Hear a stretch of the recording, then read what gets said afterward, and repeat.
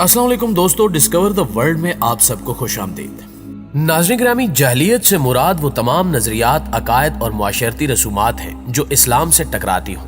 और हर दौर में इस्लाम को जहलियत, कुफार और मुनाफिकीन का सामना रहा। इस्लाम को समझने के लिए इस्लाम मुखालिफ नजरियात और तमाम फितनों को समझना भी जरूरी है, क्योंकि इस्लाम के बुनियादी अरकान की पाबंदी के अलावा मुसलमान दीन इस्लाम की बका और नामूस रिसालत सल्लल्लाहु अलैहि वसल्लम का दिफा तभी कर सकते हैं जब वो इस्लाम के खिलाफ जाहिर और खुफिया तौर पर पेश आने वाले हर फितने को समझे। हजरत मोहम्मद सल्लल्लाहु अलैहि वसल्लम ने फरमाया कि हजरत आदम अलैहिस्सलाम से लेकर कयामत तक दजाल के ज़हूर से ज्यादा और कोई बड़ा फितना नहीं है।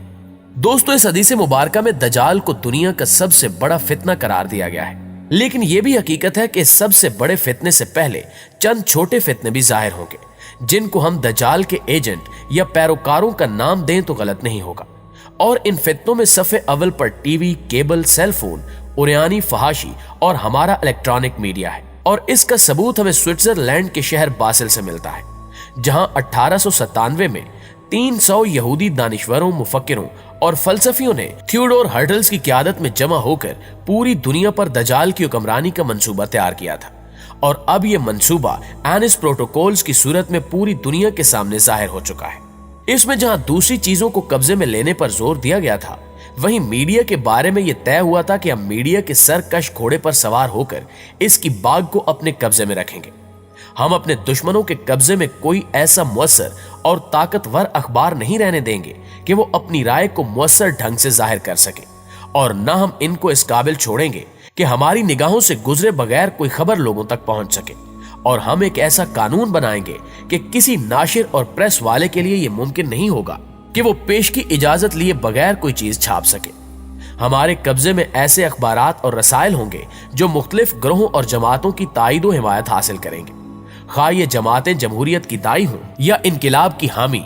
हत्ता कि हम ऐसे अखबारात की सरपरस्ती भी करेंगे जो इंतिशार, बेरारवी, जिनसी और इखलाकी अनारकी, इस्तबदादी हुकूमतों और मुतलिकुल अनान हुक्मरानों की मुदाफ़त और हिमायत करेंगे। और हम ऐसे असलूब से खबरों को पेश करेंगे कि कौमें और हुकूमतें इनको कबूल करने पर मजबूर हो जाएंगे।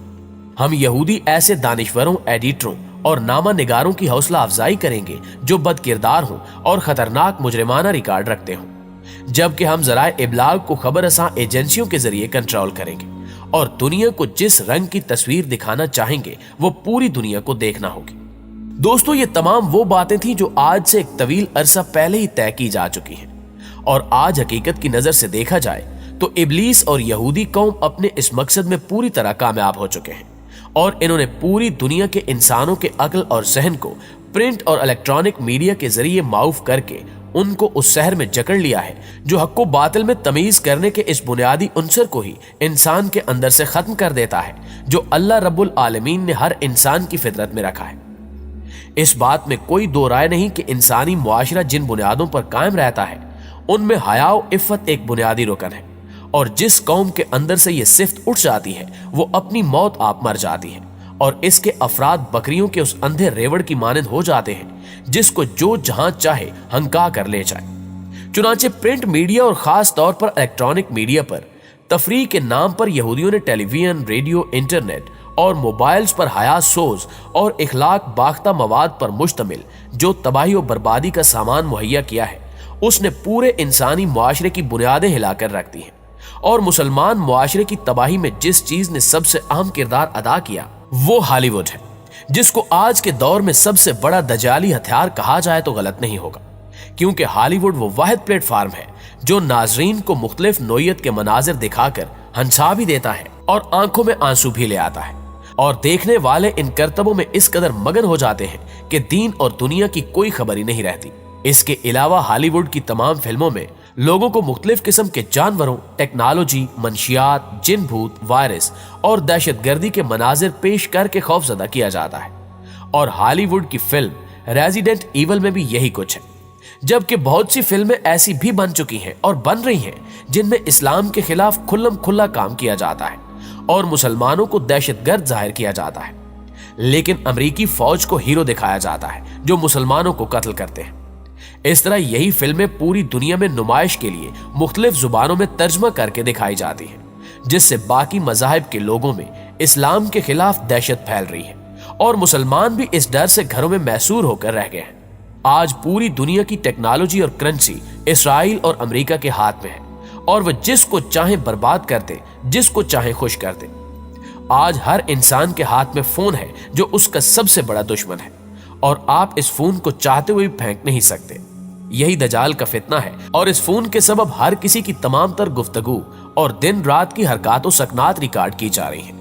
لیکن بدقسمتی سے مسلمان اس قدر کمزور ہو چکا ہے کہ دجال کے اس نیٹ ورک کا مقابلہ نہیں کر سکتا۔ آپ پاکستانی کی بات کریں تو پورے ملک میں زیر استعمال موبائل فونز اور کمپیوٹرز میں چلنے والے تمام تر پروگرامز اور ایپلیکیشن کا کنٹرولز صرف 2 کمپنیوں کے پاس ہے۔ وہ جب چاہیں سارا نظام لپیٹ دیں اور آپ کچھ بھی نہیں کر سکیں گے۔ سونے چاندی کی کرنسی کو رسیدوں سے بدلا گیا، جس کو ہم کیش کہتے ہیں، اور بعد میں سودی نظام کے سبب یہ کیش کا نظام فیل ہوتا گیا، اور اب مستقبل قریب میں کرپٹو کرنسی لانچ ہونے جا رہی ہے، جس کا مکمل کنٹرول آن لائن اور اسرائیل کے ہاتھ میں ہوگا، اور ہر شخص خرید و فروخت موبائل فون کے ذریعے ہی کرے گا۔ حالیہ دنوں میں امریکہ میں کچھ ہوٹل اور ریسٹوران کے باہر نوٹس چسپاں کیا گیا ہے: We accept only cards, we don't accept cash۔ آج انسانیت ایک بڑے کعبہ خانے میں زندگی بسر کر رہی ہے۔ آج کی صحافت فلموں، فیشن ہاؤسز، حسن کے مقابلوں، رقص گاہوں، شراب خانوں اور ریڈیو کی نظر ہو چکی ہے،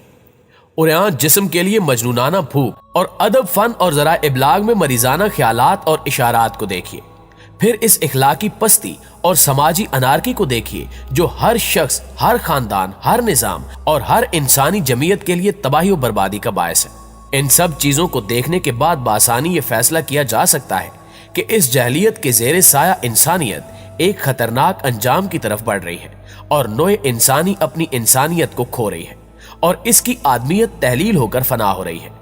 جو حیوانیت کو بھڑکانے والی چیزوں کی طرف بری طرح لپک رہی ہے تاکہ ان کی پست دنیا میں شامل ہو جائے۔ یہ تو شروعات ہے اور اشارے ہیں جن کو بہت کم لوگ سمجھ رہے ہیں، اور اب حالات اس قدر ہاتھ سے نکل چکے ہیں کہ جو اس سسٹم کو تھوڑا بہت سمجھ رہے ہیں وہ کچھ بھی کر نہیں سکتے۔ دنیا کے تمام لوگوں کے شب و روز پیٹ پالنے اور بچوں کی پرورش کرنے کی فکر میں گزر رہے ہیں۔ کسی کو اتنی فرصت ہی نہیں ہے کہ یہ سوچے کہ ان کے ساتھ کیا ہونے والا ہے، جبکہ آج کے مسلمان کو تحقیق، علم اور فکر مندی سے دور کر دیا گیا ہے۔ بدقسمتی سے مسلمان اس قابل نہیں رہا کہ اسلام کے خلاف اٹھنے والے ہر قسم کے فتنے کو سمجھ سکے اور غور و فکر کرے کہ ان ساری باتوں کا پس منظر کیا ہے اور حقائق کیا ہے۔ پیارے دوستو، یہ تمام صورتحال واضح طور پر اس جانب اشارہ کرتے ہوئے نظر آتی ہے کہ دجال کے ساتھ ٹیکنالوجی اور یہودیوں کا پورا لشکر ہوگا، جن کے کنٹرول میں دنیا کا ہر کمپیوٹر اور فون ہوگا، جن کے کنٹرول میں کرپٹو کرنسی اور ڈیجیٹل کرنسی ہوگی، جن کے کنٹرول میں ہر شخص کے فنگر پرنٹس ہوں گے، جن کے کنٹرول میں ہر شخص کی فیس ریڈنگ ہوگی، جن کے کنٹرول میں دنیا کا ہر مافیا ہوگا، جن کے کنٹرول میں دنیا کا ہر سیاستدان ہوگا، اور اس کے علاوہ وہ تمام ٹیکنالوجیز جن کو استعمال کرتے ہوئے وہ کسی بھی انسان کا ہم شکل انسان تیار کر لیں گے۔ اگر غور کیا جائے تو یہی وہ تمام دجالی ہتھیار ہیں جو آج کے دور میں دجال کے سب سے بڑے ساتھی ہیں، لیکن آج کا مسلمان ان ہتھیاروں کے ایک ایسے شکنجے میں جکڑا جا چکا ہے کہ وہ چاہ کر بھی ان سے چھٹکارا حاصل نہیں کر سکتا، کیونکہ مسلمان کا بظاہر اللہ پر ایمان نہیں رہا اور اس فریبی دنیا میں روزی روٹی کمانے کے لیے ٹیکنالوجی کے اس بندھن میں ایسا بندھا ہے کہ مشرک قوتوں کا غلام بن کر رہ گیا ہے۔ جی تو معزز دوستو، آپ کی رائے اس بارے میں کیا کہتی ہے؟ کمنٹ کر کے ہمیں ضرور بتائیے گا۔ انشاءاللہ آپ سے ملاقات ہوتی ہے اگلی ویڈیو میں، تب تک اپنا خیال رکھیے۔ اللہ نگہبان۔